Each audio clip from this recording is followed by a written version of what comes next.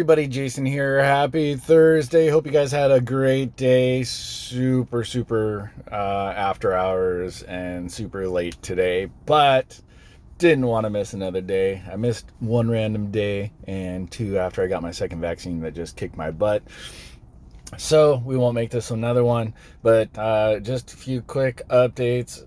Small account. I got home, got a couple of those opened in Tastyworks, got the IRA account open, got another one, got another individual opened. They did say it's a 3 to 5 day process for approval. So, I mean, is what it is. And, yeah, so I guess it's 3 to 5 days. Hopefully we can get the approval and then get it funded. I think funding should only take a day, hopefully. So hopefully we're good to go for Monday. If not, it'll be like a couple days after that. But we did make those moves, and as soon as they're open, we'll just transfer in there and get started on that. Today I did, of course, open up some more put credit spreads when we had some dips today.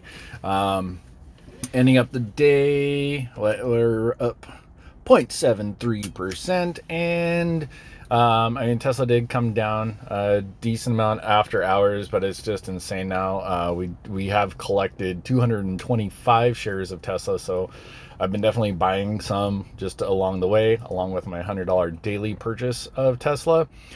So, you know, that's probably what that's probably this $1,800 is equivalent to like a $6 move. I guess we can take a look real quick. Okay, $7 or $8 move, but I think we also had some positive movements on a couple underlyings. Not quite sure. So if depending on what happens pre-market tomorrow, we could, if it's down $8 on the open, we'll actually, where are we at? We're at 222. Did we hit that for a low today? Was that our low? Okay, so if everything's all kind of said and done, we should be where we were at 8:35. So 8:35, where was that? That was probably down here, right? So maybe we'll end up down, and we might end up down $1,000 upon opening tomorrow, something like that. But all the positions super happy with. Been getting a little bit more aggressive. Even opened up a few weeks out at the 1100, 1095. Maybe we'll get some of those to go in the money, so we can adjust them or manage those as needed. But like I've said, this probably posting this account will be coming to an end as soon as we get those other ones open. We can look at this one on the weekends or something, but at this point I think it's too big for most people to relate to, and just seems insane. Like if you just find the channel and then there's a guy trading with over $350,000, it just not like it's just silly, right? And to see $2, $5, $10, $20,000 a gain doesn't really help, I think, with a lot. We already know whatever our all-time is, 416,000, so 575 bucks into over 400,000, kind of proven the method and what I've done over the last couple of years. We'll see if it continues over the next couple of years, especially with the small trading count. That will be even more exciting. But that's it. Just quick, sweet, short, and hopefully we'll have some more time tomorrow to actually talk about something. The one thing I said I was going to address, somebody did ask me this, and hopefully this makes sense to you. So somebody opened up a put credit spread. Tesla is up. Why are they negative on that put credit spread?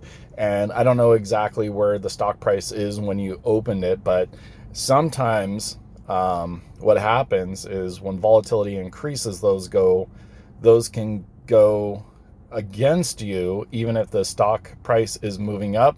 And the reason is if you opened it during a point of low volatility, and that's kind of just looking at like when, I mean, it really hasn't settled down.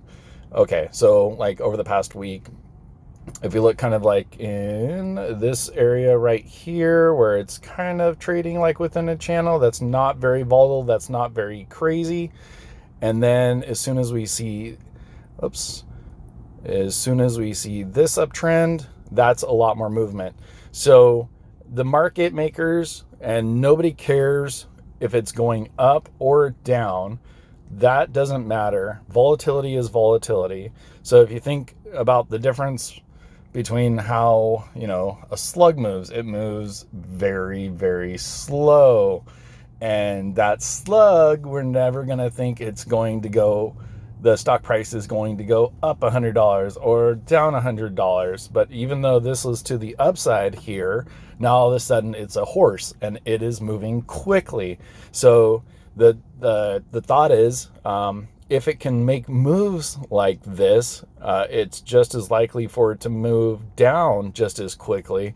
And at the end of the day, put credit spread, a call credit spread, it's just, you're getting money based on the likelihood of that thing to lose or win. So when the stock starts moving, even though you could be down price wise, like way down, it's more likely that you could lose on that. So that increases the premium, or basically like the risk that somebody has to take that position on and potentially lose their money on that.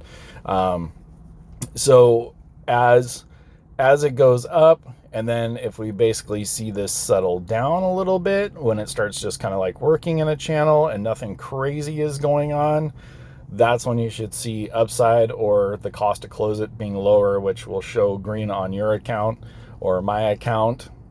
So that's what we want to see. Basically everything just pretty much chill out.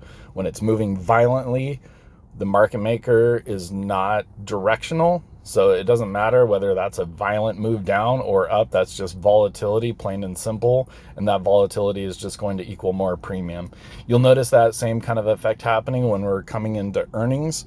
So right before earnings, a call, even though it could be, or a put, the same amount of money, same amount distance-wise out of the money, but we know there's an event that's going to affect the stock price. So even though it might not be volatile at that moment, as we're coming up to earnings, an event that's known to move the stock, we know that volatility is coming. So even if you buy a call and the stock price is falling, a lot of times you can still get more premium out of a call with the stock falling. And then you'll notice the day right after earnings, after it's made its move, then we know that volatility is, for the most part, out of its system, at least based on that event. And then the premium will go down. That's IV crush right there, in case you ever wondered what that term is. So I actually am planning tomorrow to buy some out of the money calls on Palantir.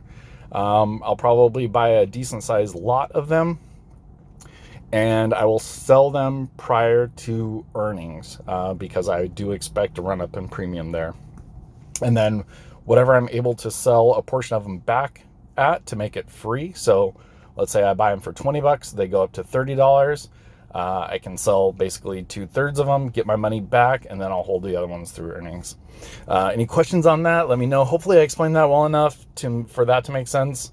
And other than that, that is it. Hopefully we should upload tomorrow, have the live stream on Saturday, and then if Tasty works faster than I think they might, then we'll get started on Monday, maybe Tuesday or Wednesday, just depending on how long it takes them to approve the accounts. And then of course, as soon as they approve it, we'll fund it and get on going.